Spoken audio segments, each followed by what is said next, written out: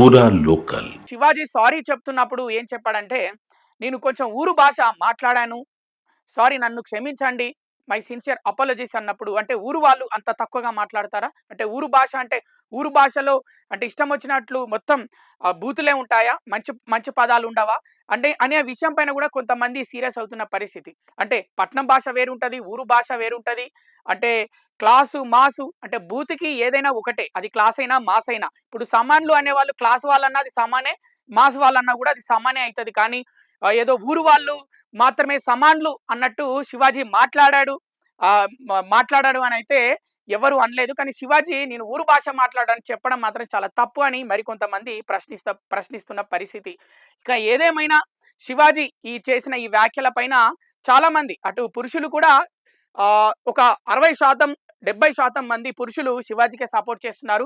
మరికొంతమంది ఆ భాష కొంచెం తగ్గించుకుంటే బావుంటది. ఇక మేమేది చెప్పినా వింటారు జనాలు. మేమేం మాట్లాడినా వింటారు. నేను ఒక మంచివాడిననే ముద్రుంది జనాల్లో. నేను అలాంటి మంచి క్యారెక్టర్ చేశాను. మంగపతి లాంటి క్యారెక్టర్ అందరూ నాకు సపోర్ట్ చేస్తారు అని ఇష్టం వచ్చినట్టు వాగితే బాగుండదని మరికొంతమంది పురుషులు కూడా చెప్తున్న పరిస్థితి.